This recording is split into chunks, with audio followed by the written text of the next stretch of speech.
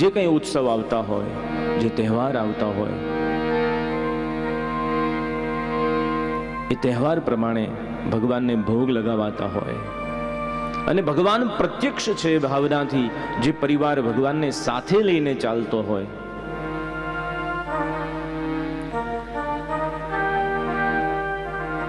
આવા પવિત્ર પરિવારની ભક્તિ ખૂબ વધે એવી આપણે બધા સાથે મળી ભગવાનને પ્રાર્થના કરીશું. મને યાદ છે ત્યાં સુધી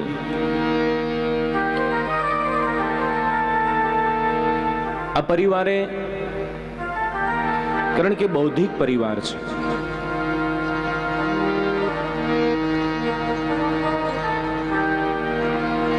પુરુષોત્તમ માસ કે શ્રાવણ માસનું સાનિધ્ય કરી શ્રીમદ ભાગવત, શિવ મહાપુરાણ, રામચરિત માનસ, હરિવંશ પુરાણ,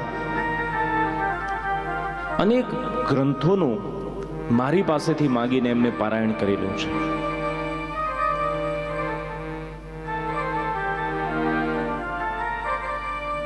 અને કયા સ્કંદમાં કયું ચરિત્ર આવે છે, કઈ કથા આવે છે, એ પણ મારા સુધાબેનને યાદ હોય. જેવી રીતે બધાને સત્યનારાયણની કથા યાદ હોય ને, કે હવે વાણીઓ આવશે, હવે કઠિયારાની કથા આવશે, એટલી સહજતાથી આ પરિવારને આ કથા કંઠસ્થ છે, હૃદયસ્થ છે. આ એટલા માટે હું વાત કરી રહ્યો છું કે માત્ર એમના વખાણ નથી કરતો,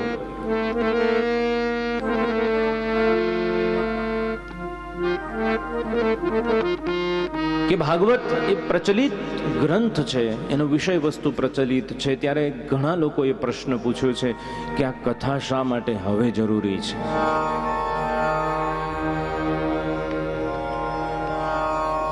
એક વાર સાંભળી લીધી, બહુ થઈ ગયું. એક વાર વાંચી લીધી, ઘણું ઘણું થઈ ગયું. અને ટીવીમાં ઘણી આવે છે. તો ભાગવત એનું પારાયણ કરવા માટે આપણે 7 દિવસનો દાખલો કરવાની શું જરૂર છે, જ્યારે આ ભૌતિકવાદી યુગમાં માણસ પાસે 7 સેકન્ડનો સમય નથી, 7 મિનિટનો સમય નથી, ત્યાં 7 દિવસ સુધી આ કરવાનો અર્થ શું? જે યુગમાં માણસ પાસે સમય કાઢવો કઠિન છે. આજે બધું છે માણસની પાસે, સમય નથી. પોતાના માટે પણ નથી, પરિવાર માટે પણ નથી, સમાજ માટે નથી, કુટુંબ માટે નથી, કે રાષ્ટ્ર માટે નથી. ત્યારે આ ગ્રંથનો 7 દિવસ પારાયણ કરવાનો અર્થ શું છે?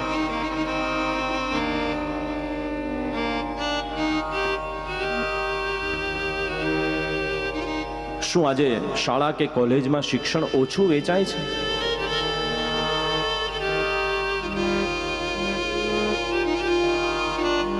આજના યંત્ર યુગમાં વિશ્વ કક્ષાનું જ્ઞાન આજે આંગળીના ટેરવે મળે છે.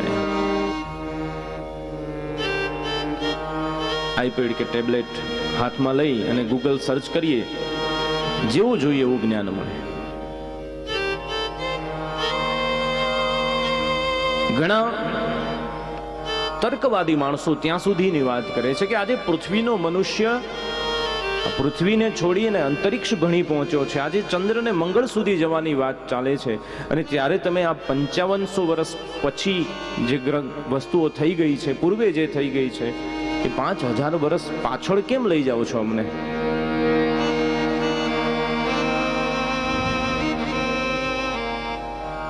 વિશ્વ જ્યારે હરણફાળ ભળી રહ્યું છે અને તમે એ પૌરાણિક કથાઓ તરફ અમને પાછળ ઢકેલી રહ્યા છો, એનો અર્થ શું છે? તો એનો પ્રત્યુત્તર છે કે તમારી વાત સાચી છે. નો ડાઉટ આજે શિક્ષણ પ્રણાલિકા ખૂબ સારી રીતે ચાલે છે. શાળા અને કોલેજોમાં એના મીડિયમ બદલાણા છે, એની પદ્ધતિઓ બદલાણી છે. પણ આ બધું જે શિક્ષણ મળે છે એનાથી માત્ર માણસનો બૌદ્ધિક વિકાસ થાય છે, એની બુદ્ધિક ક્ષમતા વધે છે.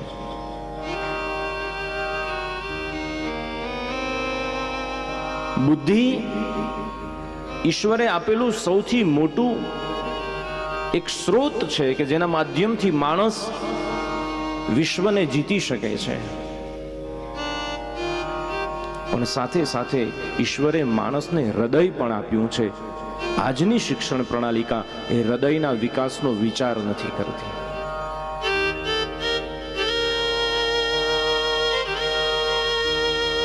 આજના જે પણ ઇન્સ્ટિટ્યૂટ છે એમાં માણસ જ્યારે દાખલો લે છે ત્યારે એને ખબર છે, એનું ભવિષ્ય નિશ્ચિત છે કે આ ડિગ્રી લીધા પછી આ ડિગ્રી લઈશ, એના પછી આવી કંપનીમાં મને જોબ મળશે અને આટલા આંકડાનો મને પગાર મળશે. અને સારો પગાર મળ્યો એટલે સારી છોકરી મળશે, સારી ગાડી હશે, સારું મકાન હશે. ત્યાંથી સારું પછી આગળ અટકી જતું હોય છે.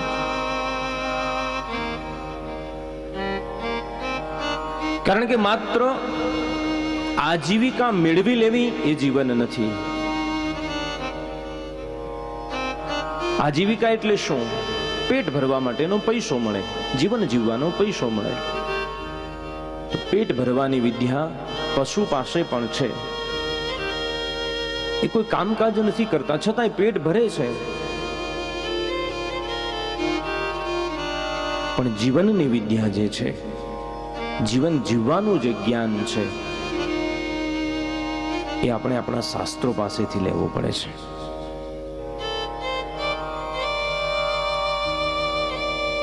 તો બીજો પ્રશ્ન થાય કે જીવન તો જીવીએ જ છીએ ને, પહેલા કરતા સારું જીવીએ છીએ.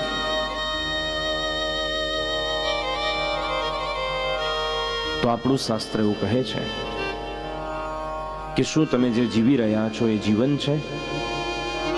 જીવનની વ્યાખ્યા શું છે? જીવન શું છે? માત્ર ભણવું, પરણવું, પરિવાર થવો, પૈસો કમાવો, બધા પ્રકારના સેટ વસાવી દેવા, ડાઇનિંગ સેટ ને, સોફા સેટ ને, મિક્સર સેટ, ડિનર સેટ, આ બધા સેટ વસાવ્યા પછી માણસ તો અપસેટ જ રહેતો હોય છે. આજે જેટલું શિક્ષણ મળે છે એનાથી બમણું મનોરંજન મળે છે. ટીવીમાં, મોબાઈલમાં, ઇન્ટરનેટમાં. પણ છતાંય તમે જોયું છે કે કોઈનો ચહેરો પ્રસન્ન હોય? બધા છોગિયા મોઢા કરીને ફરતા હોય. કઈ ચિંતામાં માણસ જીવી રહ્યો છે? અને આ ચિંતાથી જો માણસ જીવતો હોય તો એ જીવન નથી. કારણ કે માત્ર શ્વાસ ઉચ્છ્વાસ લેવો એ જીવન ન કહી શકાય. કારણ કે લુહાર જે હોય છે એની જે પેલી ધમણ ચાલતી હોય, હવે તો ઓછી થઈ ગઈ છે, પણ જૂના માણસોએ જોયું છે કે લુહારની ધમણ હોય, એક દોરી આમ ખેંચ્યા કરે અને એમાંથી હવા ફેંકાયા કરે અને લોડું ગરમ થયા કરે, તો એ શ્વાસ તો પેલી ધમણે લેતી હોય છે. અને આપણે શ્વાસ લઈએ છીએ. આ જીવન નથી. કોઈ એક મહાપુરુષે બહુ સુંદર જીવનનો અર્થ ગુજરાતીમાં કહ્યો છે કે જી, વ અને ન 3 અક્ષર છે, તો અર્થ થાય છે જીવવું ખુમારીથી. જી એટલે જીવવું પણ ખુમારીથી, વ એટલે વધવું પણ ઈમાનદારીથી. આપણી વૃદ્ધિ થવી જોઈએ પણ ઈમાનદારીથી વૃદ્ધિ થવી જોઈએ. આજે માણસ વધે છે ખરો, પણ એની નૈતિક હિંમત નથી કે પોતાની પત્નીને પણ કહી શકે કે આ ક્યાંથી લાવ્યો છે. અને ન એટલે નમવું, અને એ પણ હૃદયથી. આજે નમે છે ઘણા પણ કપટથી નમે છે.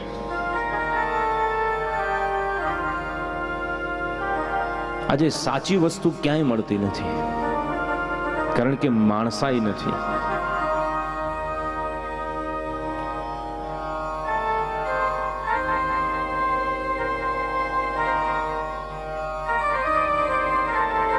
તો શું કરી શકાય? તો કહે છે કે સંયમ અને નિયમ વગર વિના જીવનને સ્વચ્છ નહીં બનાવી શકાય.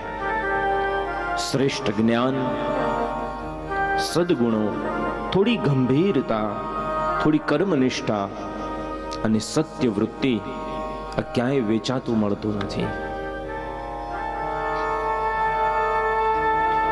આ બધું આપણા ઘડતરમાં આવે છે.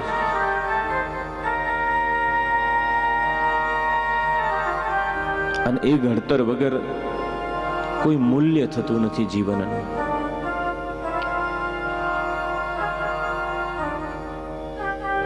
મોટા ભાગે વિશ્વ જેનાથી મોહિત છે, ઘરેણાની જે શોભા કહી શકાય, ડાયમંડ, હીરો, એના માટે એક સુંદર શ્લોકમાં શાસ્ત્રકારો લખે છે કે અપ્યાકર સમુત્પન્ના મણિ જાતિર અલંકૃતા જાત રૂપેન કલ્યાણી નહીં સંયોગ મરહતી. એ હીરાની ચમક દમક જોઈએ, આંખમાં વસી જાય, થાય કે ગમે તેટલો મોંઘો છે પણ એક વખત બીજું કશું ન કરી શકીએ તો એક નાની સરખી નથમાં પણ એક સાચો હીરો પહેરવો છે, આટલું આપણને એનું આકર્ષણ હોય.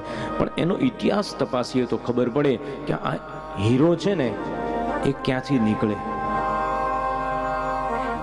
એ કોલસાની ખાણમાંથી નીકળે. જ્યારે નીકળે એટલે આવો ચમકવાળો ન હોય, એ પણ કાળો ડિમાંગ હોય. પછી એને ઘસવો પડે, એની ઉપર જે કંઈ પદ્ધતિ થતી હોય એ પદ્ધતિથી એને આકાર આપવો પડે, એને કપાવવું પડે. અને જ્યારે ઘડાતો જાય ઘડાતો જાય ઘડાતો જાય ત્યારે પછી એની કિંમત, એનું મૂલ્ય અગણિત થઈ જાય, કરોડોમાં પંકાય. પછી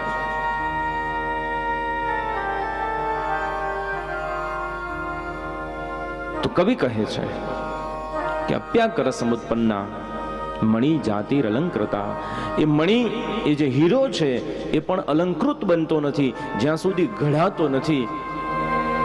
તો હવે આપણે આપણી જાતને પૂછી શકીએ કે આપણે કેટલા ઘડાયા છીએ.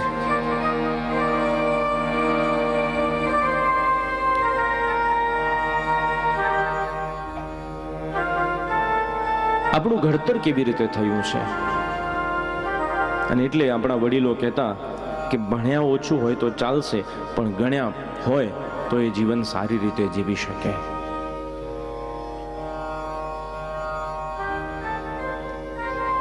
ઘણી બધી વાતો આ જીવન વિશે કરી શકાય.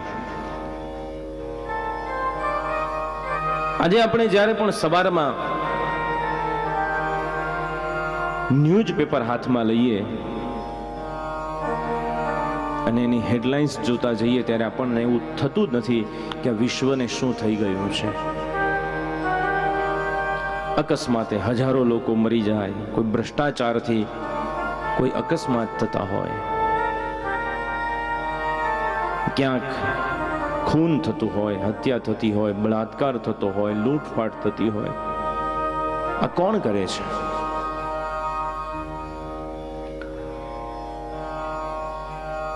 આજે માણસને શાનો ડર લાગે છે? માણસને માણસનો ડર લાગે છે. તમે રાતે સૂતા હોય ક્યારે એવું લાગે છે? પેલું નાનું છોકરું ડરતું હોય કે વાઘ આવ્યો, તમને એવું લાગે છે વાઘ આવ્યો? નથી લાગતું. ખબર છે કે નહીં આવી શકે, પણ માણસની ડર લાગે છે. કેમ? તો માણસ રહ્યો નથી. અને માટે આપણે મૂળ વાત ઉપર આવીએ કે કથાની શું જરૂર છે? 7 દિવસનો ભાગવત શા માટે કરવો જોઈએ? તો એ આપણા જીવનના ઘડતર માટે છે. તો તમારા મનમાં અત્યારે એવું થતું હશે કે અમે તો હવે કિનારે પહોંચ્યા, અને મને ખબર છે કે આ પાકા ગળે કાંઠલા ચડતા નથી, પણ કંઈક તમે અહીંયાથી ભેગું કરશો તો તમારી આવનારી અને વર્તમાન બંને પેઢીને કંઈક ભાથું તમે આપી શકશો. કદાચ સંપત્તિ ઓછી આપીએ ચાલી જાય, પણ સંસ્કાર ઓછા આપીશો તો બિલકુલ નહીં ચાલે. કારણ કે સંપત્તિ તો રાજા રાવણ પાસે પણ ઘણી હતી, સોનાની ઈંટોની નગરી, પણ માત્ર સંપત્તિ, સંસ્કારનો અભાવ હતો તો એનો વિનાશ થયો. અને વૃંદાવનની ગોકુળની ગોપીઓ પાસે કોઈ સંપત્તિ હતી નહીં, પણ સંસ્કારની ધરોહર એવડી મોટી હતી કે ભગવાન 11 વર્ષ ને 52 દિવસ સુધી ત્યાં પગમાં ચરણ પાદુકાને ધારણ કર્યા વિના ગાયોને ચરાવતા એ ગોપીઓની વચ્ચે રહ્યા છે. એટલે સંસ્કારથી ઈશ્વર રાજી થાય છે, સંપત્તિથી નથી થતો.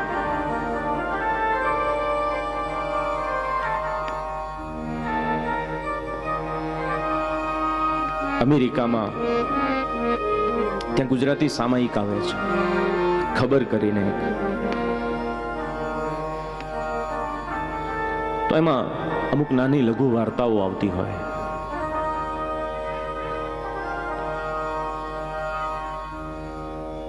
તો એમાં એક મેં વાર્તા વાંચેલી કે અમેરિકાની અંદર એક મ્યુઝિયમમાં એક પથ્થરની જૂની કોઈ મૂર્તિ ઘડાયેલી હશે, એનો સંગ્રહ કરેલો, અને લોકો જોવા આવતા કે 800 વર્ષ પહેલા કેવી રીતે ઓજાર નહોતા છતાંય મૂર્તિઓ ઘડાતી હતી, એ સમયની કેવી સંસ્કૃતિ હશે. પછી સંશોધકો, જે પુરાતત્વ વિભાગવાળા હોય, એની ઉપર પછી એના લેખો લખતા. અમેરિકાની સંસ્કૃતિમાં એ સમયમાં માણસો કેટલા વિકસિત હતા એની બધી વાત લખેલી હોય, લોકો જોવા આવે. હવે આ પથ્થરની મૂર્તિ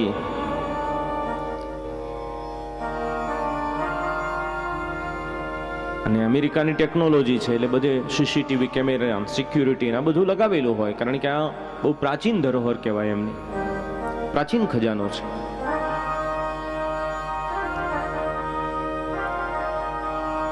એક દિવસ સવારમાં ન્યૂઝમાં એવું આવે છે કે મ્યુઝિયમમાં રહેલી આ મૂર્તિ છે ને એને કોઈ તોડી નાખી છે, અને માણસને પકડી પણ લીધો પોલીસ. કેમેરામાં પણ એનો પુરાવો મળી ગયો કે આને જ તોડી છે. કાયદા પ્રમાણે રાષ્ટ્રની સંપત્તિને નુકસાન કર્યું એને ન્યાયાધીશ પાસે લઈ ગયા. ન્યાયાધીશે માત્ર એક જ પ્રશ્ન પૂછ્યો આ યુવાનને કે ભાઈ, આ મૂર્તિ આટલા વર્ષો જૂની હતી, એક જ જગ્યાએ ઊભી છે, એને તારું શું બગાડ્યું? તને કેમ એવું થયું કે આને તોડી નાખવી છે? તને શું મળ્યું એનાથી? તે કેમ તોડી નાખી એને? અને ત્યારે યુવાનનો જે જવાબ છે એ સાંભળીને આપણને આપણા ભવિષ્યની ચિંતા થાય.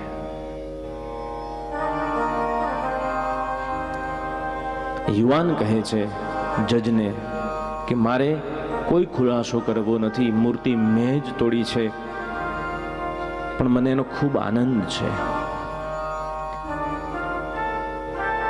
કારણ કે ગઈકાલ સુધી મારા ઘરના સભ્યો સિવાય મારી ગલીમાં મને કોઈ ઓળખતું નહોતું, અને આજે આખું અમેરિકા મને ઓળખે છે કે પેલો મૂર્તિ તોડનારો આ વ્યક્તિ છે, એટલે હું આજે ફેમસ થઈ ગયો છું, અને ફેમસ થવા માટે થઈને મેં મૂર્તિ તોડી નાખી છે.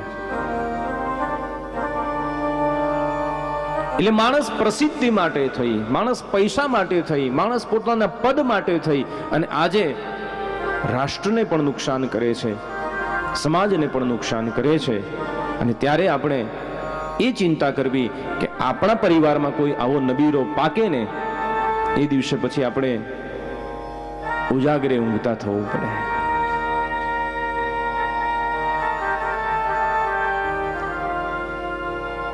બાળકોના જીવન ઘડતરમાં આપણું શું યોગદાન છે અને શું હોવું જોઈએ? કારણ કે ભાગવત એ માત્ર ત્યાગ અને વૈરાગ્ય નથી શીખવાડતો. ભાગવત આપણને સામાજિક જ્ઞાન આપે છે, પરિવારના નિયમો સમજાવે છે, આપણી મર્યાદા શું હોવી જોઈએ એ આપણને સમજાવે છે. કુટુંબ, શાળા, સમાજ, રાજ્ય, આ બધી સંસ્થાઓ જેમ પશુ તુલ્ય માણસને માણસ બનવા તરફ પ્રગતિશીલ બનાવે છે, પણ એ યુનિવર્સિટીમાંથી બહાર નીકળેલો જે પણ વ્યક્તિ હોય, એક નિષ્ણાત ડોક્ટર બની શકે, એક સારો એન્જિનિયર બની શકે, એક ઉત્તમ વકીલ બની શકે, એક સારો વૈજ્ઞાનિક બની શકે, પણ એ સારો માણસ હશે એની એ યુનિવર્સિટી ગેરંટી નથી આપતી.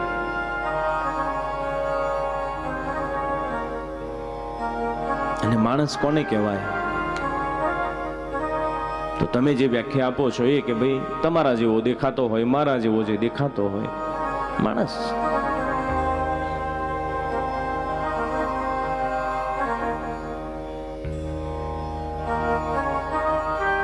તો શાસ્ત્રો તો કહે છે કે એ માણસ નથી. જન્મ મળ્યા પછી મનુષ્યત્વ મેળવવું પડે છે. દુર્લભમ ત્રયમેવ એતત, આ ત્રણ વસ્તુ દુર્લભ છે. એમાં પહેલું મનુષ્યત્વમ, બીજું મુમુક્ષુત્વમ અને મહાપુરુષ સંશ્રય. પહેલા તો માણસ બનવું પડે છે. પૃથ્વી ઉછંગ ઉછરેલ, માનવી હું માનવી, માનવ થાવ તો ગણો. મારે બીજું કશું થવું નથી, મારે માણસ થવું છે અને થવું પડે આપણે. હવે હું તમને 2-3 દાખલા આપું કે તમે શાકભાજી લાવો છો, મરચાની સીઝન આવે એટલે ઓછામાં ઓછી 5 જગ્યાએ ફરો તમે. પેલું થરાનું મરચું ને, શેરથાનું મરચું ને, પટણી મરચું ને, કાશ્મીરી મરચું ને, આ બધું હોય છે ને, એની જાતો હોય જુદી જુદી. હવે ગમે તેવું લાવો, પણ મરચાનો ગુણ શું છે? તીખાસ. આ એનું ઓળખાણ છે કે ભાઈ મરચું એટલે તીખું હોય. એ ભલે પછી કાશ્મીરી હોય કે રેશમ પટ્ટી હોય, પણ તીખાસ એનો ગુણ છે. અને તીખું ન હોય તો તમે મરચું કહેશો તો એને મરચું કહેવાય નહીં. હા હોય તો હા પાડજો પાછું. જો તીખું ન હોય તો મરચું ન કહેવાય, ખાટી ન હોય તો આંબલી કહેવાય ન કહેવાય. તીખું ન હોય તો મરચું નહીં, ખાટી ન હોય તો આંબલી નહીં, મીઠી ન હોય તો શેરડી નહીં. આ દરેકનો એક એક ઓળખાણ છે ને. તો માણસાઈ ન હોય તો એને માણસ પણ ન કહેવાય. એની ઓળખાણ છે માણસની.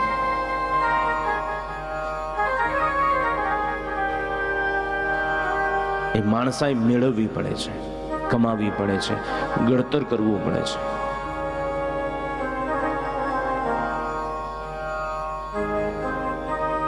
પ્રત્યક્ષમ પરિવેક્ષેત નરશ્ચરિતમાત્મનઃ કિન્નુ મે પશુભિ તુલ્યમ કિમ સત્પુરુષૈરિતિઃ.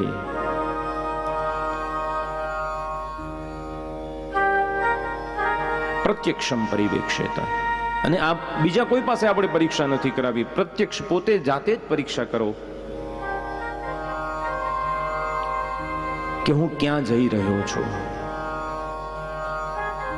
7 દિવસ દરમિયાન ભાગવતમાં કથિત જે કંઈ વિષયો છે, જે જ્ઞાન આપ્યું છે, એ જ્ઞાનના માધ્યમથી આપણે આપણી જાતની પરીક્ષા કરવી છે. માત્ર સાંભળીને ઊભા થવું નથી. મને યાદ છે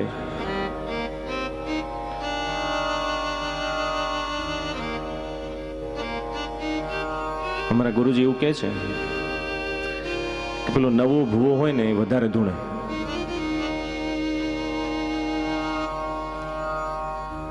એટલે જ્યારે હું શરૂઆતમાં સત્યનારાયણની કથાથી શરૂઆત કરેલી, એટલે મને એવું થાય કે બધું સારું સારું કહી દઉં અને હું જોરદાર માણસ છું એવું સાબિત કરી નાખ. એટલે બધે શ્રોતા એક સરખા થોડા હોય, ક્યાંક માથાના હોય ને.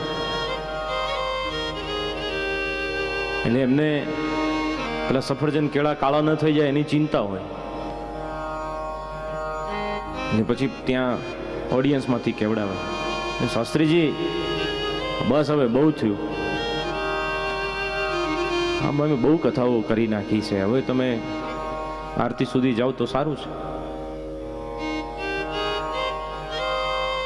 એટલે અમારે તો ક્યાં અંદરથી પાના આઘા પાછા કરવાના હોય, તરત જ જય જય શ્રી સ્કંદ પુરાણે રેવા ખંડે સત્યનારાયણ વ્રત કથા એમ 5મો અધ્યાય સમાપ્ત, કૃષ્ણાર્પણ મસ્તું ઘંટડી વગાડીને ચલો આરતી લઈ લો. વાર કેટલી એમાં ને ડ્રાઈવરના હાથમાં હોય ને, કેટલી સ્પીડમાં ચલાવવું, ક્યારે બ્રેક મારવી, ક્યાં ઊભા રહેવું.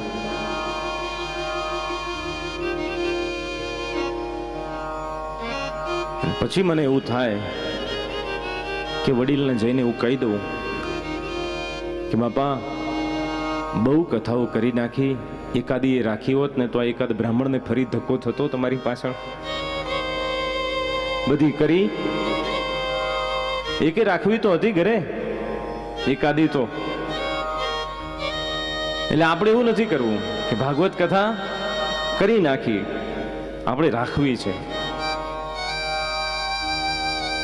આ સત્સંગ શાળા છે, આપણે અહીંયા સંવાદ કરવો છે. ખાલી માત્ર હું બોલું તમે સાંભળો એવું નહીં. આપણે સાથે મળીને ભગવાનના ગુણ ગાઈએ અને કંઈક પ્રયાસ કરીએ. કારણ કે આ પરિવારે તો એક વસુધૈવ કુટુંબકમની ભાવનાથી આ સુંદર વ્યવસ્થા કરી છે. પાછું વળીને ક્યાંય જોયું નથી.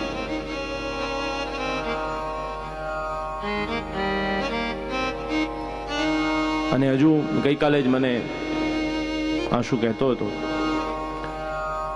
કે ભાઈ સંખ્યા વધે ને તો ત્યાં સુધી આપણી તૈયારી છે કે મંડપ ત્યાં સુધી લાંબો કરવો, વાંધો નથી. એટલે આપણે જેટલી બહોળી સંખ્યામાં એનો લાભ લઈ શકીએ.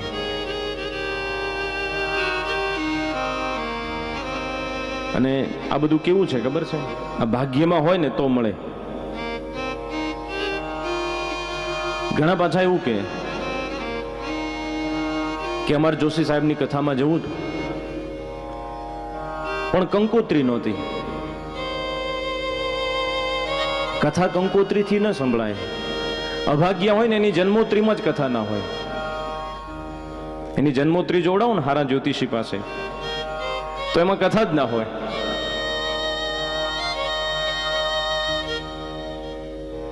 કારણ કે સંતો એવું કહે છે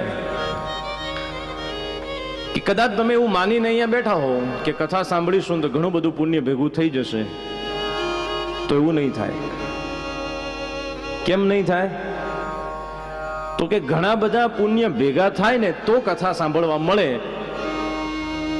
અને કથા સાંભળ્યા પછી તો ગાંઠો છૂટતી જાય, ગ્રંથિ ભેદન થાય.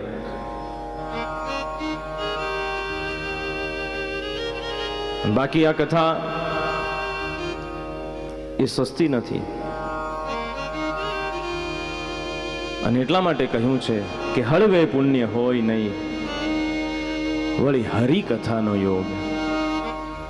મોટે ભાગ્યે એ મળે, અને જ્યારે મળે ત્યારે ટાળે મહાભવ રોગ. આ ભવરોગમાંથી જો દૂર થવું હોય તો ભવૌષધિ છે એ ભાગવત કથા છે. કારણ કે આપણા જે કઈ પાપ છે, જે સંતાપ છે, એ પાપ અને સંતાપ એ ક્યારે નાશ થતા નથી. અને એટલા માટે લખ્યું છે કે ના ભુક્તમ ક્ષીયતે કર્મ કલ્પકોટિ શતૈરપી. ના ભુક્તમ ક્ષીયતે કર્મ કલ્પકોટિ શતૈરપી. ના ભુક્તમ ક્ષીયતે કલ્પકોટિ શતૈરપી.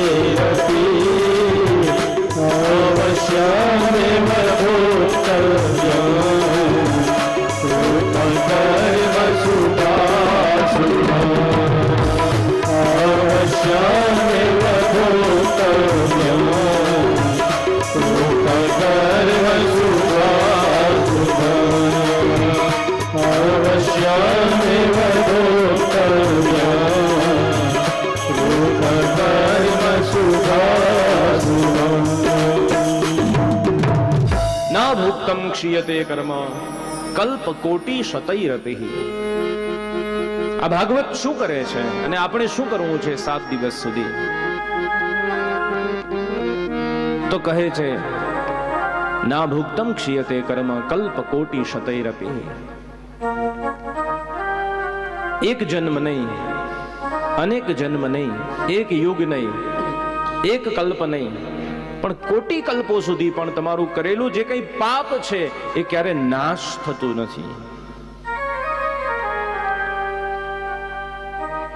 એ અવશ્ય ભોગવવું પડે છે. કૃતકર્મ શુભ અશુભ, શુભાશુભ જે કંઈ કામ કરીએ એ સત્કર્મ હોય કે દુષ્કર્મ હોય એનું પરિણામ માણસે ચોક્કસ ભોગવવું પડે છે.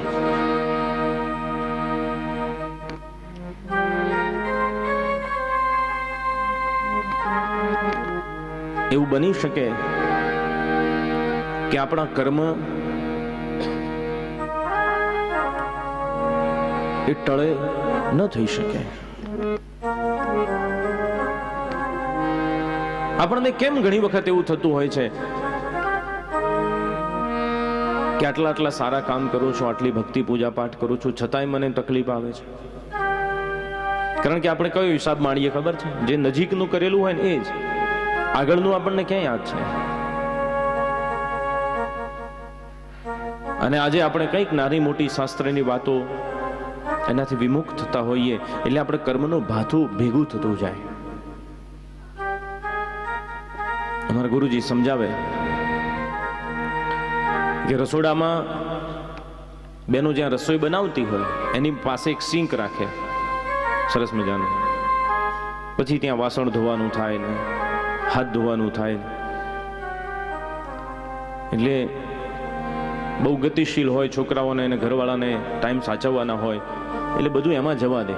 એટલે ક્યારેક રીંગણાના ફોડવાઈ જાય, વટાણાના દાણાઈ જાય, રોટલીના વધેલા ટુકડાઈ જાય, ખીચડીના દાણાઈ જાય, આ બધું જાય સિંકમાં.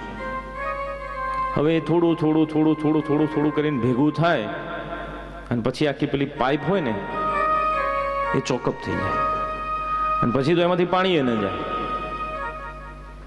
અને પછી તમે એમ કહો કે કેમ ભરાણું હશે આ, હું તો સિંક ચોખ્ખું ચણાક રાખું છું, પણ આ એક દિવસમાં નથી થયું. માં આ થોડું થોડું થોડું કરીને તે આખી પાઇપ ચોકઅપ કરી નાખી છે. આ 5 દિવસમાં ચોખ્ખું કર્યું એ ગણાય નહીં.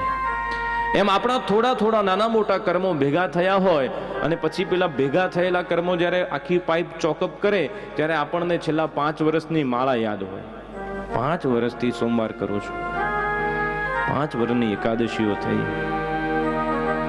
અને તોય મને તકલીફ પડે. ના ભુક્તમ ક્ષીયતે કર્મ કલ્પકોટી શતૈરપિ અવશ્યમ એવ ભોક્તવ્યમ કૃતકર્મ શુભાશુભમ. બીજું ઉદાહરણ સમજો કે સવારમાં ઉઠતાની સાથે સરસ મજાની ખજૂર ને આંબલીની ચટણી સાથે ઢોકળા ખાધા હોય, આથો આવેલા. બપોરે ભોજનમાં કઢી લીધી હોય, કઢિયલ કઢી બનાવી હોય સરસ મજાની, ચીલની ભાજી નાખી. બપોરે મહેમાન આવ્યા હોય, ઉનાળા જેવું છે થોડું, એટલે શરબત પીધો હોય ને પેલી રસના પીધી હોય. સાંજે પછી ટામેટાનું સેવ નાખીને શાક ખાધું હોય.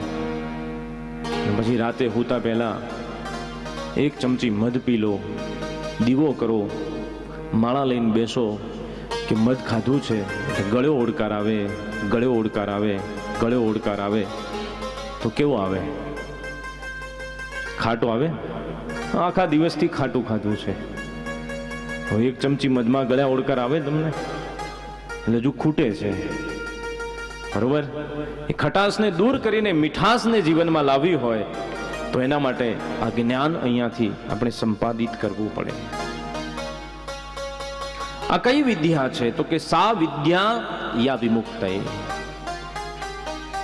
પેલી સ્કૂલ કોલેજ શાળાવાળી નથી, કારણ કે એ તો જ્ઞાન વધારે જોશી સાહેબ આપી શકે.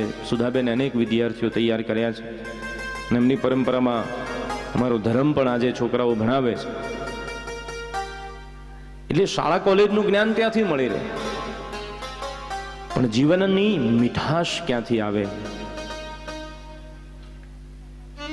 પરમ પૂજ્યપાદ બ્રહ્મલીન ડોંગરેજી મહારાજ એમની કથામાં એવું કહેતા કે મને એક મોટો શેઠિયો મળ્યો, ખૂબ ઉદાસ,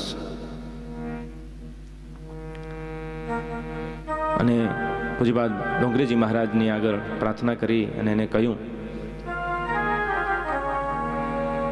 કે મહારાજ બહુ તકલીફ છે.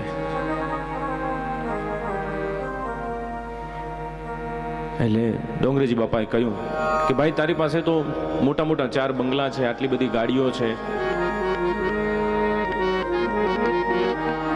સંપત્તિની છોડો ઉડે છે, તને શું તકલીફ હોય? તો કહે છે કે આ બધું દેખાવો છે મહારાજ, રાત્રે ઊંઘ આવતી નથી, ભૂખ લાગતી નથી, પરિવારમાં કોઈ કયું માનતું નથી, બહુ ચિંતા છે. એટલે સુખની અને દુઃખની કોઈ વ્યાખ્યા નથી.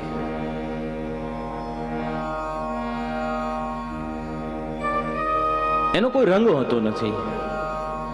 હા, પણ જેવો સંગ હોય એવો એનો રંગ હોય છે. અને એટલે શાસ્ત્રકારો એવું લખે છે કે 2 વસ્તુ એવી છે કે જે સંગ પ્રમાણે રંગ બદલે છે. એક પાણી, પાણીને તમે જે પદાર્થની સાથે મેળવો એ પદાર્થ પ્રમાણેનો રંગ થાય. અને બીજું પ્રાણી, એ પ્રાણીમાં આપણે આવી ગયા,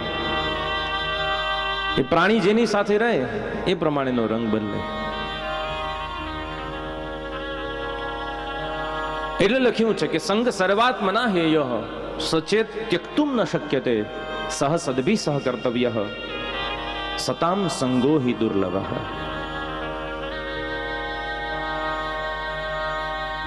કે માણસ એકલો ચાલી શકતો નથી, એને કોઈના આશ્રયની જરૂર છે, કોઈની હૂંફ જોઈએ છે, કોઈનો ટેકો જોઈએ છે.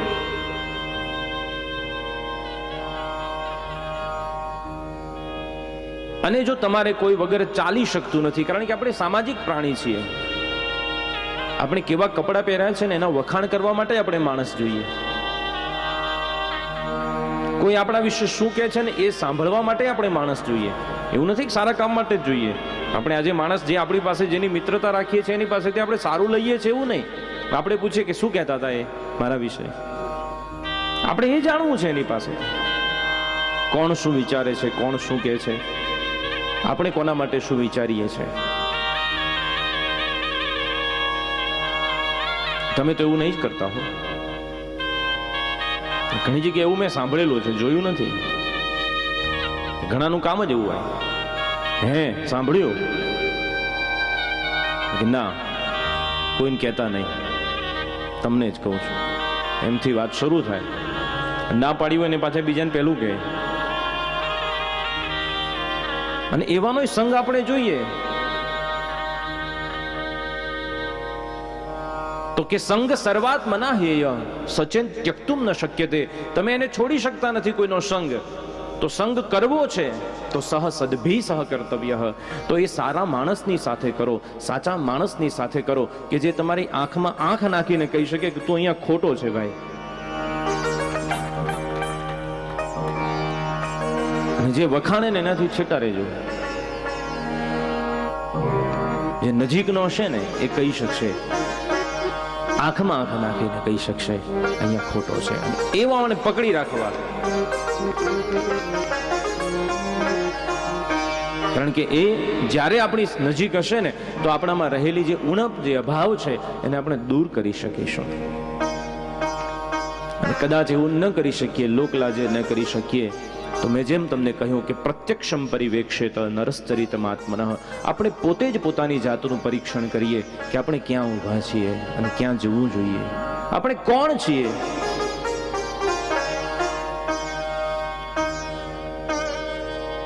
અને આવું શાસ્ત્ર આપણને આપણી ધરોહરમાં ઋષિઓએ આપ્યું છે, આવો ખજાનો આપ્યો. લખ્યું છે કે નિમગ્નાનામ યથા ગંગા દેવાનામ અચ્યુતો યથા વૈષ્ણવાનામ યથા શંભુ પુરાણાનામ ઇદમ તથા. આ શાસ્ત્ર કેવું છે કે નિમગ્નાનામ યથા ગંગા, નદીઓમાં જેમ ગંગા જેવી કોઈ પાવન નથી, કોઈ શ્રેષ્ઠ નથી, કોઈ ઉત્તમ નથી, દેવો ઘણા છે પણ ભગવાન અચ્યુત કૃષ્ણ જેવો કોઈ દેવ નથી. ભક્તો ઘણા છે, વૈષ્ણવો ઘણા છે, પણ વૈષ્ણવોમાં શંભુ ભગવાન શંકર જેવો કોઈ વૈષ્ણવ નથી. એમ પુરાણો ઘણા છે પણ ભાગવત જેવું કોઈ પુરાણ નથી. શ્રીમદ ભાગવત પુરાણ તિલકમ યદ વૈષ્ણવા નામ ધનમ. આ તો વૈષ્ણવોનું ધન છે, સાચું ધન છે. યસ્મિન પારમહંસમેવ મમલમ જ્ઞાનમ પરમ ગીયતે યત્ર જ્ઞાન વિરાગ ભક્તિ સહિતમ નૈષ્કર્મ્યમાં વિસ્કૃત તત્સૃણવન પ્રપઠન વિચારન પરો ભક્ત્યા વિમુચ્યેન નરઃ. સુજી મહારાજે એક પ્રમાણ આપી દીધું કે આ એવું ભાગવત છે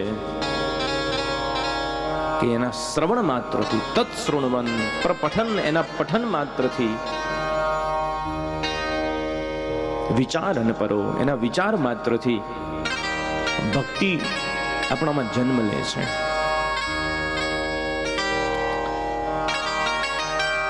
તો આ પુરાણ એની શરૂઆતમાં મંગલાચરણ કર્યું. ભગવાન સચ્ચિદાનંદને યાદ કરી અને સુતજી મહારાજ આ પુરાણમાં પ્રવેશ કરે છે. આવું ફરીથી એ મંગલાચરણને ગાઈએ. તમે પણ સાથે તાળીનો તાલ આપી અને એમાં જોડાજો. પછી એનો મહિમા શું છે હું તમને કહીશ. સચ્ચિદાનંદ રૂપાય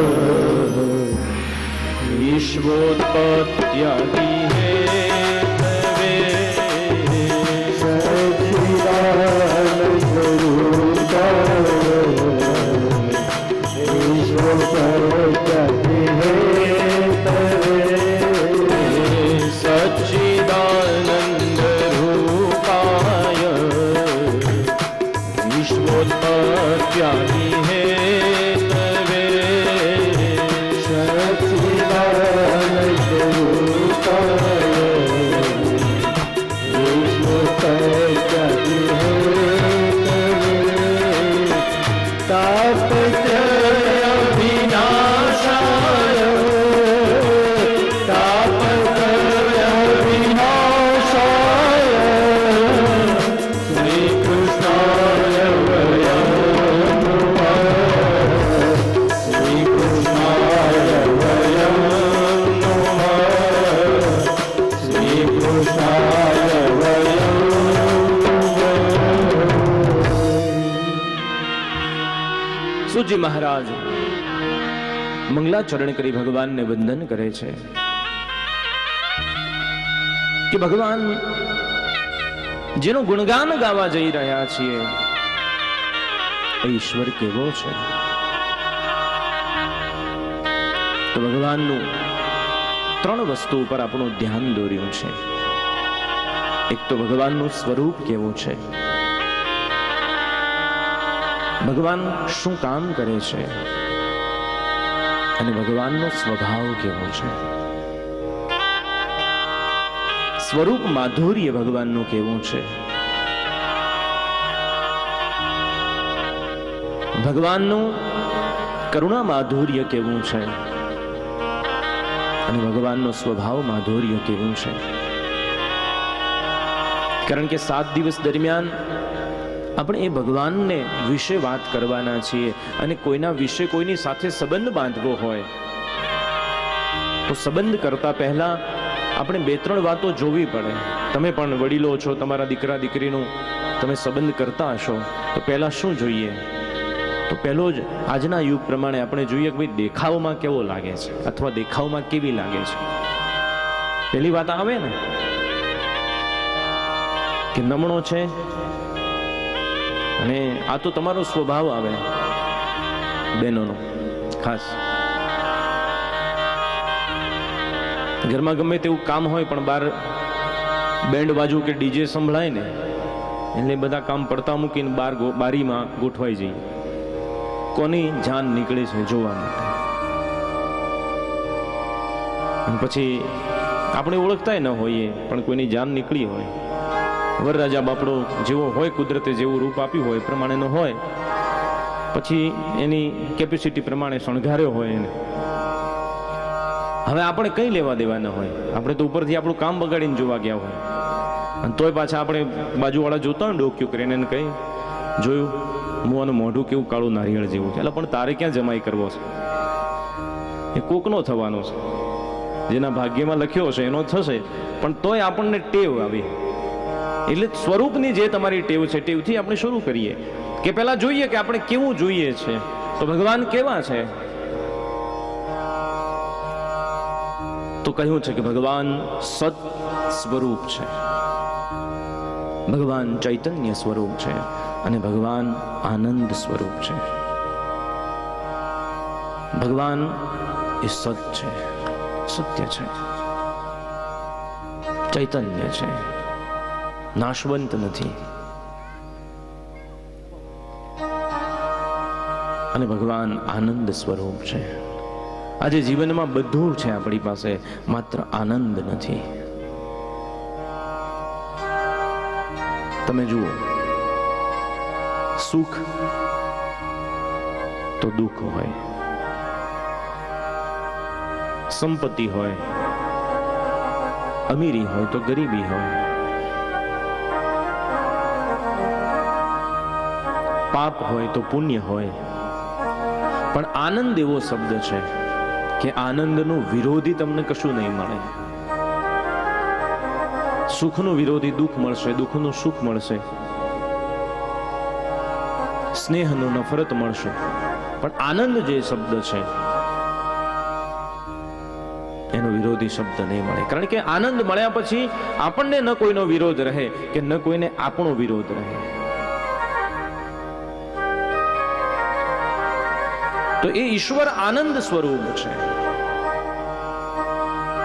હર્ષ શબ્દ ખરો, પણ એનો શોક પાછો એનો વિરોધી મળી જાય. તો ભગવાન સુખથી પણ ઉપર છે, ભગવાન હર્ષથી પણ ઉપર છે, ભગવાન આનંદ સ્વરૂપ છે. એટલે સ્વરૂપ માધુર્ય છે કે જેને જોતા જ આનંદ થાય. હવે દેખાવડો તો છે, પણ કરે છે શું? ભણે છે, કંઈ કમાય છે, કે ખાલી ટાપ ટીપ કરીને ફર્યા કરે છે? એ બી જોવું પડે ને પાછું. તો કહે છે કે વિશ્વોત્પત્તિ આદિ હેતવે, આ વિશ્વની ઉત્પત્તિ, આ વિશ્વનું પાલન અને આ વિશ્વનો લય સંહાર કરવાની જે લીલા માધુર્ય છે એ ઈશ્વર કરે છે. આ જગતને ઉત્પત્તિ, સ્થિતિ અને લય એનું કારણભૂત દિવ્ય ચૈતન્ય જે ઈશ્વર છે. કામકાજ એ સારું કરે છે. તમે એક એક વસ્તુ પર રાઈટ કરતા જજો પછી, કારણ કે તમારે સજ પણ કરવાનું છે. હા, અને પછી જોવું પડે કે સ્વભાવ કેવો છે. અને સ્વભાવ બહુ મહત્વની વાત છે. તમે જુઓ, ઘણા હોય ને સ્વભાવે લવિંગિયા મરચા જેવા, હા, બહુ તીખા હોય. લવિંગિયા તીખા હોય ને બહુ, હા, કારણ કે હું બહુ તીખું ખાતો નથી. લવિંગિયા મરચા જેવો સ્વભાવ હોય. ક્યાંથી આવતા હોય ને આપણે પૂછીએ, કેમ છો, ક્યાંથી આવો છો? તો કે ચૂલામાંથી. તારે કઈ કામ છે? પૂછાય નહીં. લે બાબા, તું ધબધબે છે એટલે ચૂલામાંથી જ આવતો હોઈશ. એમણે બેઠા હોય ને એમ પૂછે, બેઠા છો? તો લે, થાય તો દુખી કરી નાખ. લે, પૂછાય નહીં. ન પૂછીએ તોય પ્રોબ્લેમ પાછો, કે આમ નીકળે ને તો ખબર નહીં હવામાં ઉડે છે. હું બેઠો તો મને બોલાવ્યો નહીં. હવે આ બહુ સ્વભાવની બહુ તકલીફ હોય છે. તમારો સ્વભાવ તો સારો જ હશે ને, કંઈક આમાંનું હોય તો પાછું આપણે બાજુમાં મૂકતા જજો. છેલ્લે મેં મંડપ બનાવી દઈશું.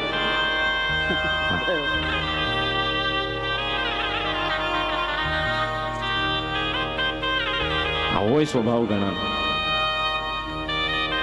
અને એટલા માટે ભગવાનનો સ્વભાવ કેવો છે? તો કહે છે કે તાપત્રય વિનાશાય,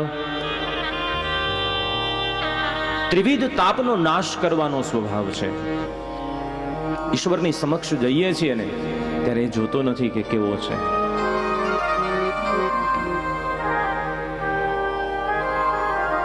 એ કરુણાથી આપણો હાથ પકડી લે છે, દયાવાન છે. અહો બકીયમ સ્તનકાલકૂટ, વ્યાસજી મહારાજ એવું કહે છે કે લેભે ગતિમ ધાતૃચિતામ તતોન્યમ કંબા દયાલુમ શરણમ બ્રજે. કેવો દયાળુ છે! તો પૂતના જે ઝેર પાવા આવી છે, મારી નાખવા આવી છે, અનેક છોકરાઓને મારી નાખ્યા, નિર્દોષ બાળકોને આવી તો છે ભગવાનને મારવા માટે થઈ, પણ એને એક માં બનીને સ્તનપાન કરાવ્યું. તો લેભે ગતિમ ધાતૃચિતામ તતોન્યમ, પોતાની ધાત્રીને, પોતાને ધવનારનારી માને જે ગતિ ભગવાન આપે, માને તો ઉત્તમ ગતિ જ આપે ને, એ ગતિ પૂતનાને આપી, માની સમકક્ષ ગતિ આપી. જોયું નથી કે કેવી રીતે છે, કોણ છે, કેટલું પાપ કર્યું છે, આવી છે ને આગળ કરુણા વર્ષાવી ઈશ્વર,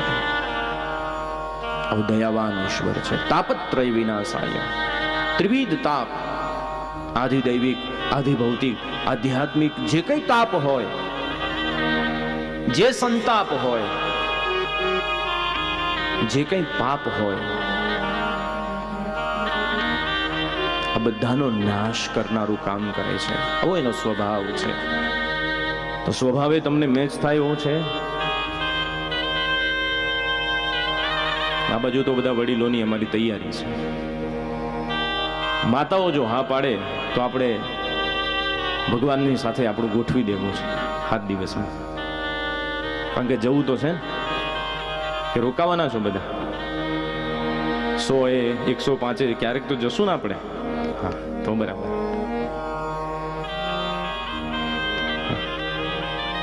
અમારી કથા થઈ ને પછી મહાત્મ્ય ગાયું.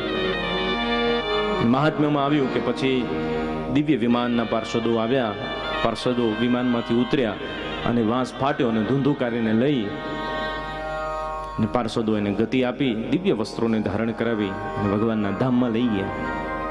એટલે વળી મેં સ્વાભાવિક પૂછ્યું કે કથા પછી નિષ્ઠાથી કથા સાંભળી હોય તો વિમાન આવે. એટલે મેં પૂછ્યું, મેં કીધું કદાચ આવે તો આમાંથી કેટલાની તૈયારી છે? તો કથામાં તો કોઈ આંગળી ઊંચી કરી નહીં, જેમ તમે નથી કરતા એમ.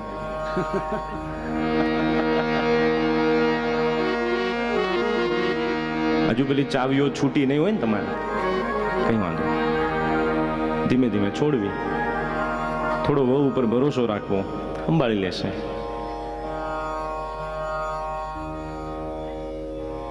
પછી કથા પત્યા પછી ઉતારે એક ભાઈ મળવા આવ્યા ને એમના ઘરેથી બેન કે બાપજી. મેં કીધું હા, પેલી વિમાન વાળી વાત કરી હતી ને? મેં કીધું હા.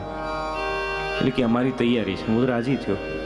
હાલો 2 જણા તો ઉમેદવારી નોંધાવી.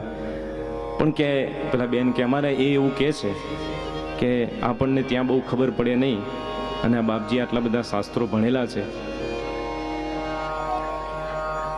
તો જો બાપજી પેલા બેસતા હોય તો કંપની રહ્યા. એટલે તમે પાછી એવી વ્યવસ્થા ના કરતા. હા, મારી પાછી 2 તારીખની ટિકિટ છે અમેરિકાની. એટલે કે તમે હો તો તમે બધું ત્યાં ભણેલા છો, એટલે કયા મંત્રો બોલવાના, કયા દેવો પાસે જવું, તમને થોડું વધારે નોલેજ હોય એમ. અમે નવા છીએ એમ. એનો ભાવ સારો હતો માણસનો. પણ તૈયારી આપણે રાખવી. બહારગામ જઈએ ને તો કેવું લિસ્ટ બનાવી દઈએ કે ભાઈ અહીં આ લગ્નમાં જવાનું છે, તો પેલા દાગીના આપણે લોકરમાંથી કાઢવા છે, પેલી સાડી એને પેલું ઇન્ટરલોક કરાવવાનું છે, પેલા ઇસ્ત્રીમાં આપવાના છે, પેલું આ લેવાનું છે, આ દિવસે આ પહેરીશું, આ દિવસે આ, હે ને. પછી બેગ ભરાતી જાય ને ધીમે ધીમે, એમ ભરતા જજો બેગ પાછી. હા, તો છેલ્લે પછી રહી જશે. તો સુતજી મહારાજે ભગવાનનું આ સ્વરૂપ માધુર્ય, ભગવાનનું ઔદાર્ય અને ભગવાનનો સ્વભાવ માધુર્ય જે છે એનું વર્ણન કરીને કહ્યું છે કે આવા પવિત્ર ઈશ્વરને યાદ કરી અને આ કથાની આપણે શરૂઆત કરીએ છીએ.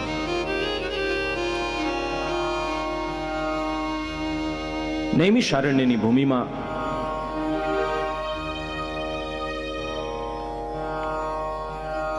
સુતજી મહારાજ આ કથા કરી રહ્યા છે. 88,000 ઋષિઓનું સત્ર ભરાણું, આ ઋષિઓએ અનેકવિધ પ્રશ્નોની ચર્ચા કરી છે, ભગવતચર્યા કરી છે, ધર્મચર્યા કરી. ને ધર્મચર્યા કરતા કરતા એક પ્રશ્ન ઉદ્ભવ્યો છે કે માણસનું આત્યંતિક કલ્યાણ શામાં રહેલું છે? કારણ કે ઈશ્વરે માણસને બધાથી જુદો બનાવ્યો છે. આહાર નિદ્રા ભય મૈથુનંચ સામાન્ય મેં પશુભિ સમાના ધર્મો હિ તેષામ અધિકો વિશેષ ધર્મેણ હીના પશુભિ સમાના. આહાર નિદ્રા ભય અને મૈથુન આ ચાર બાબતો તો 84 લાખ યોનીને સરખી આપી છે ઈશ્વરે. કીડીને પણ ભૂખ લાગે, હાથીને પણ લાગે, આપણને પણ લાગે છે. કાળોતરો નાગ પણ રાત્રે સૂઈ જાય, આપણને પણ ઊંઘ આવે. જે વનનો સાવજ સિંહ હોય, ગરજતો હોય, પણ એને પણ બીક લાગે, એને પણ ભય સતાવે, માણસને પણ ભય સતાવે છે.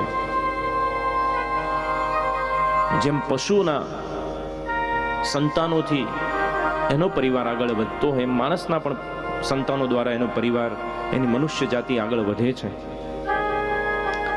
તો 84 લાખ યોનીમાં ચાર વાતો સરખી આપી છે કે 84 લાખને ભૂખ લાગે છે, ડર લાગે છે, ઊંઘ આવે છે અને સંતાનો જન્મે છે. તો માણસ જુદો છે એમ કેમ ઓળખવું? તો કહ્યું છે કે ધર્મો હિ તેષામ અધિકો વિશેષ. માણસમાં ધર્મ છે, પશુને કોઈ ધર્મ હોતો નથી. તમે ક્યાંય જોયું છે કે આ હિન્દુનું કૂતરું છે ને આ મુસલમાનનું છે એવું કહે છે? એવા કોઈ વાડા પશુઓમાં નથી.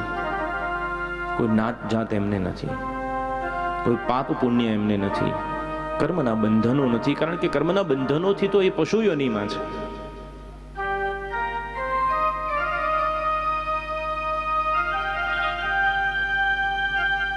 તો કયું કર્મ કરીએ કે જેના થકી માણસ એના આત્યંતિક કલ્યાણ સુધી પહોંચી શકે? તો ઋષિઓનું સત્ર છે, જ્ઞાન સત્ર છે, ઘણી ચર્ચા થઈ. કોઈએ કહ્યું કે યોગ માર્ગના માધ્યમે કરી અને માણસ ધ્યાન ધારણા ને સમાધિ સુધી પહોંચી અને એ સમાધિમાં ઈશ્વરના દિવ્ય ઐશ્વર્યને જોઈ શકે અને મુક્ત થાય. યોગ કરવો જોઈએ, અષ્ટાંગ યોગ. તમે જાગ્રત અવસ્થામાં લિસ્ટ બનાવતા જજો. શાસ્ત્રો એવું કહે છે કે યોગ કરવાથી ઈશ્વર મળે છે. તમે યોગ કરી શકતા હોય તો લખજો, ન કરી શકતા હોય તો ચોકડી મારજો. તો બીજા ઋષિઓ એની વિશે ચર્ચા કરી કે ભાઈ બધા યોગ ન કરી શકે, બધાનું કામ નથી. તો કહ્યું કે યજ્ઞ માધ્યમ છે. યજ્ઞો વય વિષ્ણુ હો યજ્ઞેન યજ્ઞમય જંત દેવા સ્થાની ધર્માણી પ્રથમાન્યાસન. યજ્ઞના માધ્યમથી ઈશ્વરનો રાજીપો મળે.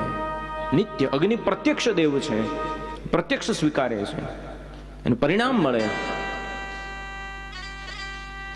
અને યજ્ઞનો ફળ આપણે ત્યાં છે.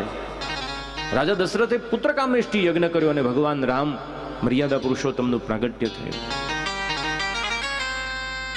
તો યજ્ઞના માધ્યમથી ઈશ્વર મળી શકે છે. તો હવે એ પ્રશ્ન થાય કે આપણે યજ્ઞમાં બેસી શકીએ એમ છીએ? વર્ષના વચલા દાડે કોઈ વખત યજ્ઞ કરાયો હોય તો પહેલું આપણે પૂછે ફરાળ કરાય, શું ખવાય? હવે આપણે યજ્ઞ કરી શકીએ? જો કરી શકો તો હા લખો. પછી લખ્યું કે વ્રતના માધ્યમથી, વ્રતેન દીક્ષામાં આપનોતી, મંત્રમાં લખ્યું છે દીક્ષા આપનોતી દક્ષિણા, દક્ષિણા શ્રદ્ધામાં